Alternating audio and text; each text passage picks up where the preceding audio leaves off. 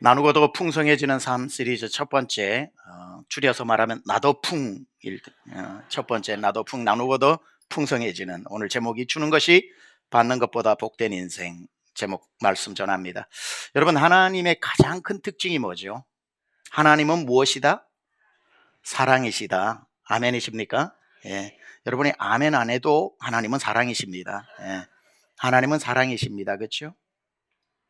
하나님은 그래서 여러분을 사랑하십니다. 아멘이시죠? 아멘 안 해도 하나님은 어차피 우리를 사랑하십니다. 하나님이 사랑이신 것과 하나님이 우리를 사랑하신다고 하는 것은 성경에 기록되어 있기 때문에 믿고 안 믿고 상관없이 하나님은 사랑이시고 우리를 사랑하시는데, 하나님이 우리를 사랑하시는 방법 중에 가장 사랑의 표현에 적극적인 게 뭐냐면 주시는 겁니다. 사랑은 주는 겁니다. Love is giving. 사랑은 주는 겁니다. 그렇죠? 하나님은 사랑하신다는 것을 적극적으로 우리에게 보여주셨는데, 어떤 방법으로? 주시는 방법으로 증명하셨습니다. 우리를 이 세상에 보내주셨고, 우리에게 많은 것을 누리도록 만물을 만들어 우리에게 주셨고, 하나님은 모든 것들을 우리가 타락하여 하나님과 멀어졌을 때에 하나님은 우리를 구원하기 위해 아들을 주셨고, 아들을 통해서 우리에게 영생을 주셨고, 영생을 주신 우리에게 풍성한 삶도 주셨고, 하나님은 주시고 주신 분이라는 사실입니다. 하나님이 그냥 우리를 사랑한다, 알제, 의심하지 마래, 내 너희 사랑한다, 알제, 이렇게만 하신 게 아니라 하나님의 사랑은 주는 것으로 표현되었는데, 저 유명한 구절 요한복음 3장 16절에 하나님이 세상을 이처럼 사랑하사, 끝 아니고 사랑하사 독생자를 주셨으니, 가장 귀한 독생자를 주셨으니 이는 그를 믿는 자마다 멸망하지 아니하고 영생을 얻게 하려 하심이라.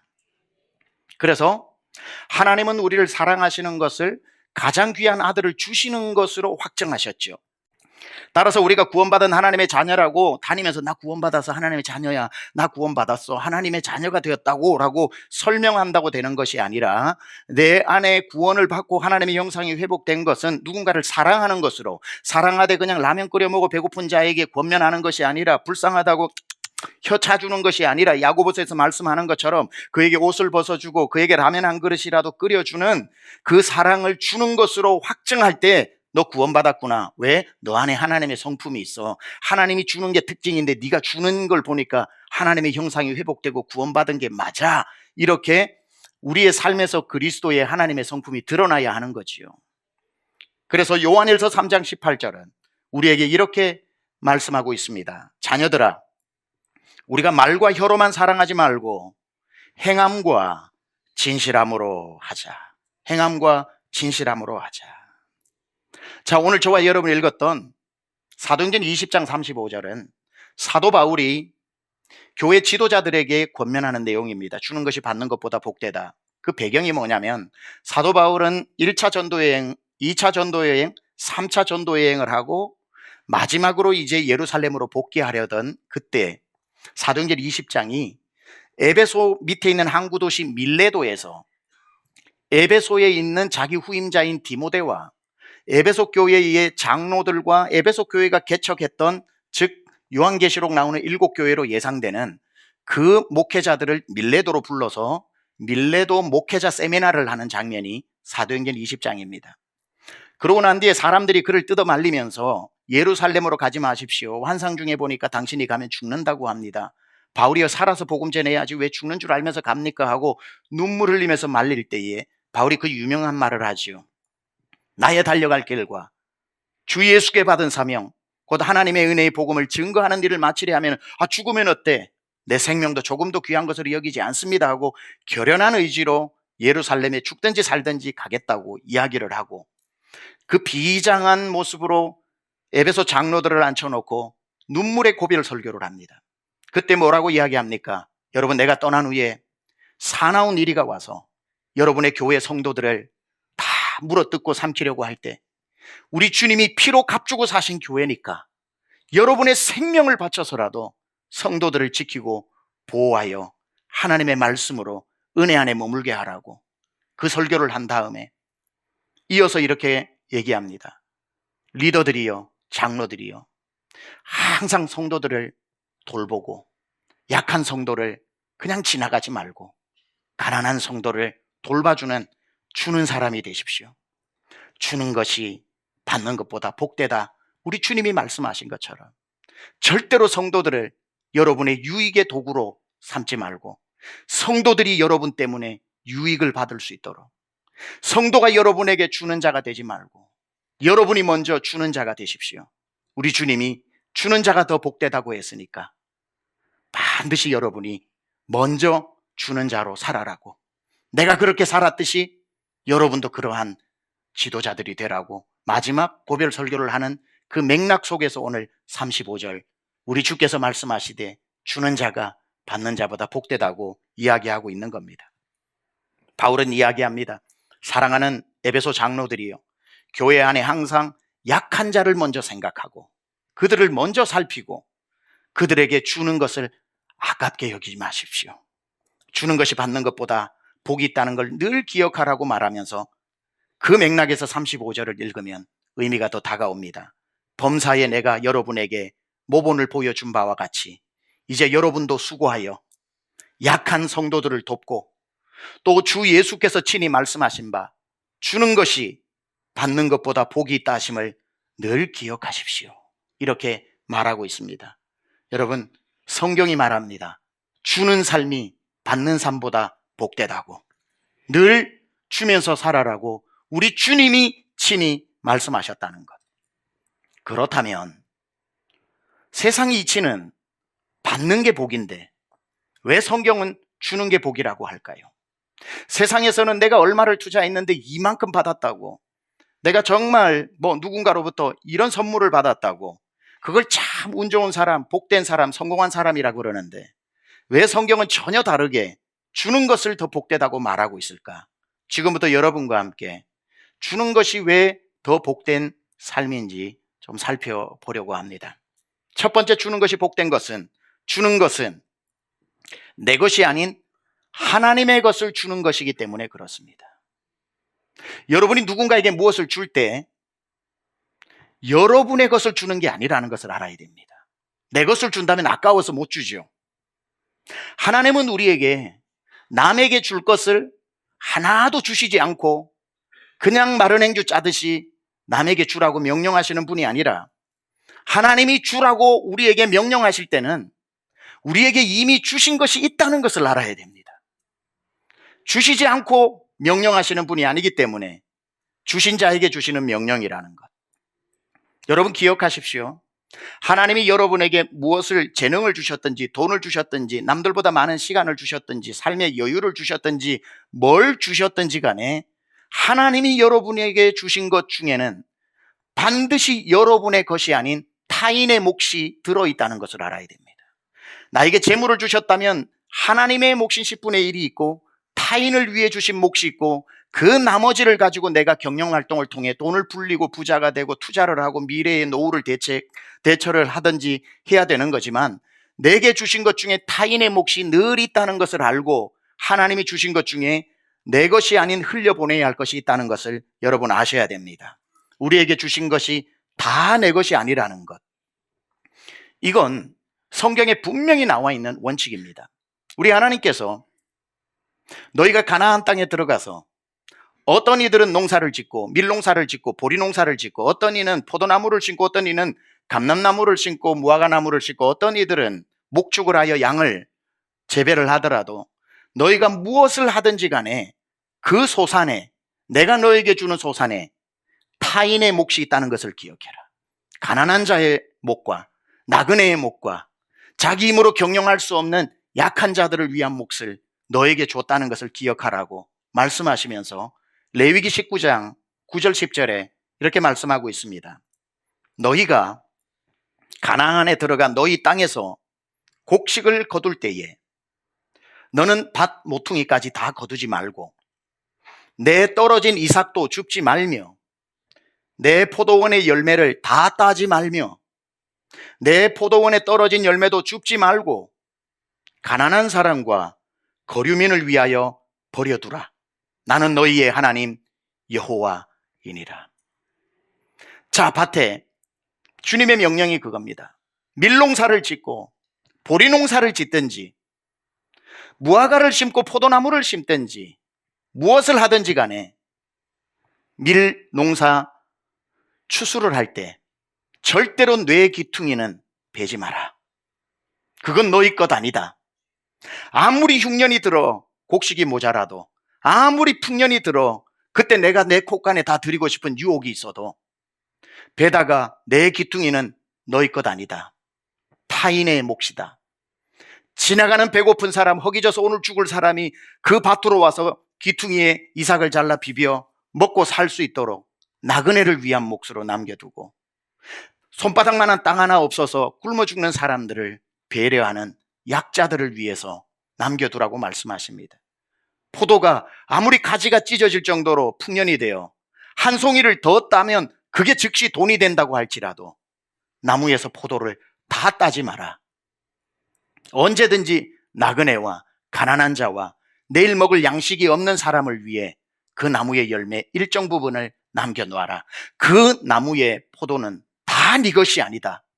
혹시 따다가 아까운 포도 땅에 떨어지고 벼를 베다가 아까운 이삭 땅에 떨어지면 그건 네 거 아니다. 남겨둬라. 누군가 와서 그 포도밭 밑에서, 무화과 나무 밑에서 떨어진 것을 먹고 살아날 수 있도록 그건 너에게 준 게 아니다. 타인들의, 나그네와 약자와 가난한 자의 몫이라고 말씀하고 있습니다.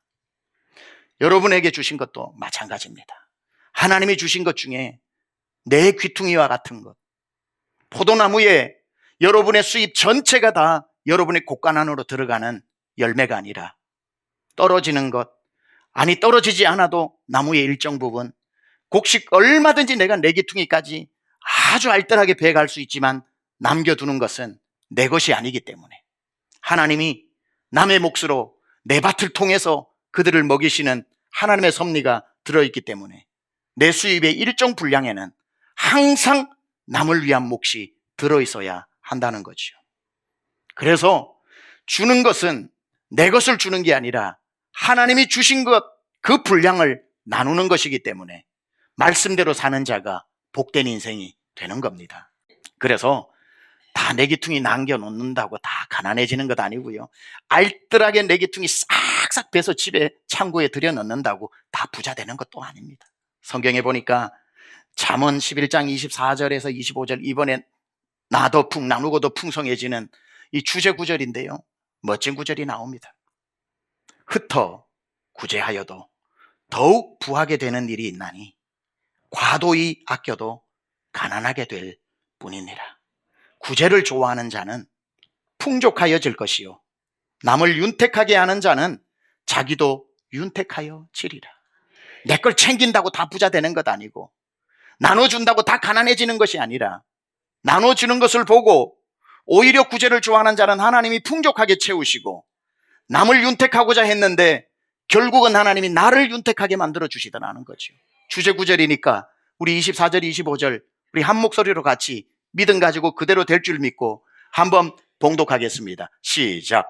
흩어 구제하여도 더욱 부하게 되는 일이 있나니 과도히 아껴도 가난하게 될 뿐이니라.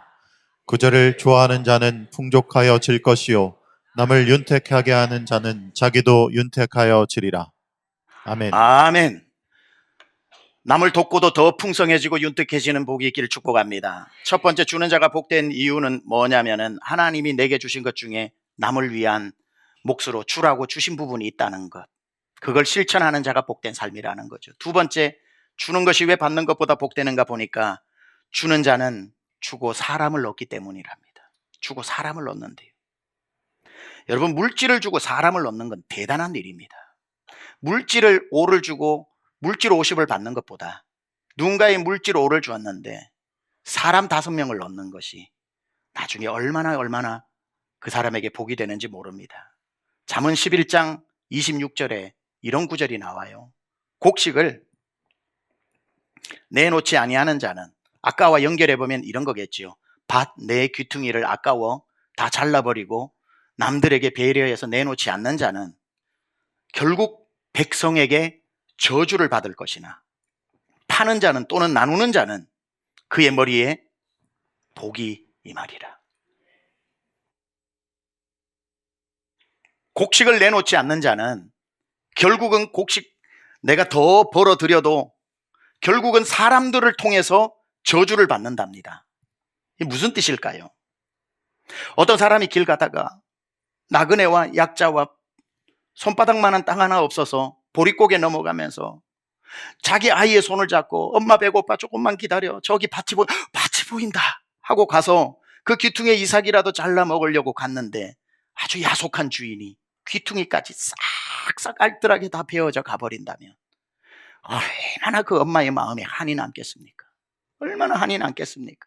나그네가 기진하여 쓰러질 즈음에 이래서 내가 배고파 죽는구나 했는데 저 멀리 포도나무가 보이면 저기에 떨어진 열매가 있을 거야, 달려있는 열매가 있을 거야 하고 가서 아무리 뒤져봐도 포도나무에 포도 하나가 없고 아무리 포도밭을 뒤져도 떨어진 열매 하나 없이 주인이 다 샅샅이 주워서 집에 가져가 버린다면 얼마나 그 사람 마음에 분노와 원망이 남겠습니까? 결국은 나중에 그렇게 자기 곳간에 들이고 어려운 일이 있을 때 사람들이 그 원한 때문에 그 집에 가서 그 집 사람들을 죽이거나 그 곳간을 다 털어가 버리지 않겠습니까? 결국 나누는 자는 사람에게 보호를 받고 사람에게 인색한 자는, 나누기에 인색한 자는 사람으로부터 저주를 받는다는 말이 이 뜻입니다. 그러면 결국 오늘은 내가 내 것을 나누어 너를 살리지만 사람은 자기도 힘들 때가 와요. 내가 힘들 때는 나중에 그 사람이 나를 살리게 되는데 오늘 내가 나누기를 인색하고 사람을 잃어버리면 나중에는 그 사람 때문에 내가 재앙을 받게 되는 거죠.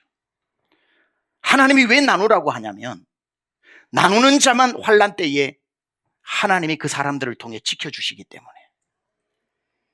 따라서 잠언 11장 30절은 이렇게 말합니다.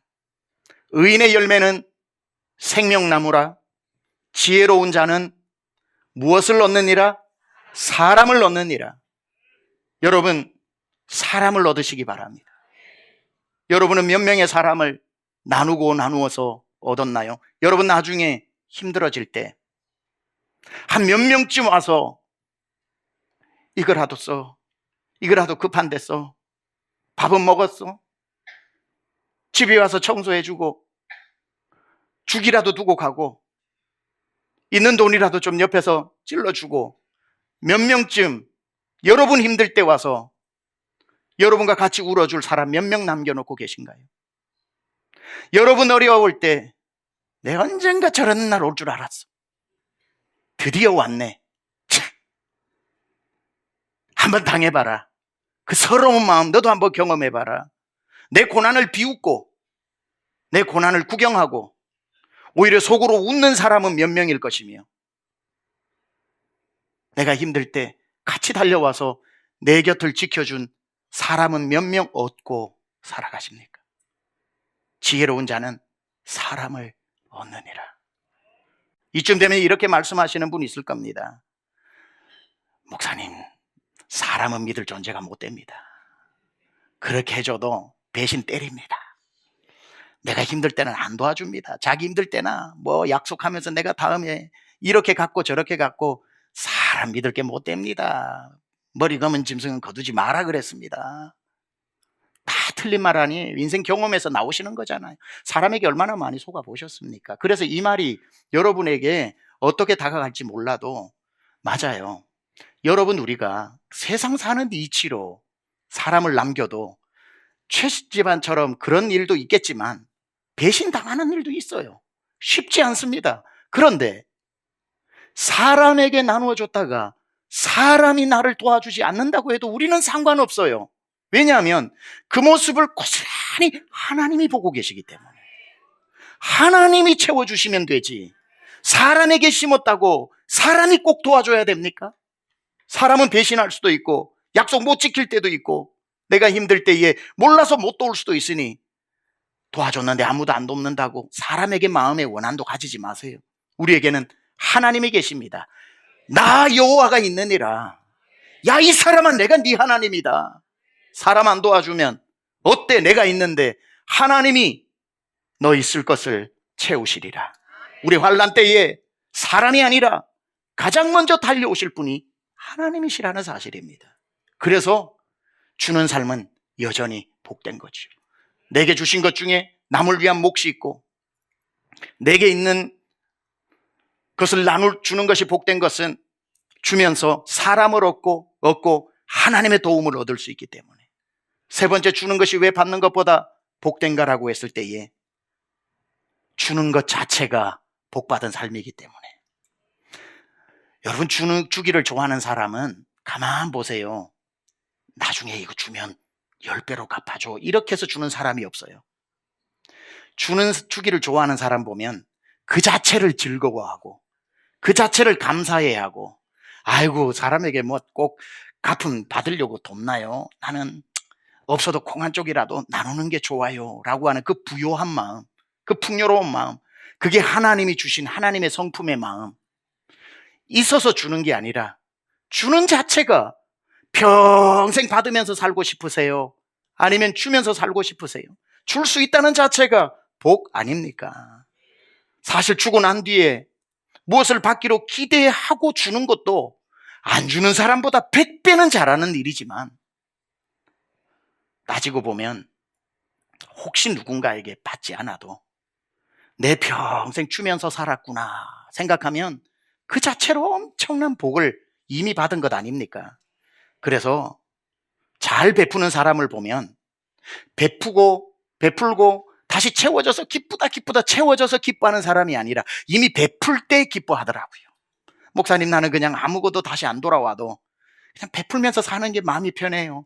베풀면서 사는 게 그냥 기분이 좋아요. 베풀고 나면 그렇게 마음이 기뻐요. 하나님이 주신 나눔 그 자체의 축복의 마음이라는 거죠. 그래서 이런 말이 있습니다. 가진 자가 부자가 아니라 나누는 자가 부자다. 여러분, 하나님 앞에 오늘 저녁에 천국 가셔야 된다면 여러분 쌓아놓은 것 가지고 세상은 그분이 자산을 얼마 모아놓았다, 부자 안 부자 얘기하겠지만, 하나님의 결산은 얼마 쌓아두었는지 아무 관심 없어요. 살아오는 내내 나눈 것을 가지고 결산합니다. 하나님의 앞에 얼마나 드렸는가, 이웃에게 얼마나 나누었는가. 그래서 하나님 나라의 부자는 가진 부자가 아니라 나눈 부자라는 거. 풍성히 하나님 앞에 드렸을 때, 하나님 앞에 섰을 때에 진짜 부자 되어야 하는 것 아닙니까? 저는 여러분 모두가 가진 부자 말고 나눈 부자 되기를 축복합니다. 나눈 그 자체가, 나눌 수 있다는 그 자체가, 나누어야 하지 하는 그 마음 자체가 있고 없고를 떠나서 그 마음이 있다는 자체가 복인 것이고, 결국은 있는 사람 1,000만금을 가져도 1,000원 한 장 사람에게 안 주는 사람이 있는가 하면, 오늘 먹고 내일이 막막한 사람도 주는 마음이 있는 사람은 주더라고요. 그걸 하나님이 보시고 어찌 가만 계시겠습니까? 시마다 때마다 우리 쓸 것을 채워주실 줄 믿습니다. 올 한 해 우리 교회와 저와 여러분 모두 나누고 하나님이 더 풍성히 채워주시는 기적의 한 해가 되기를 우리 주 예수 그리스도 이름으로 축원합니다.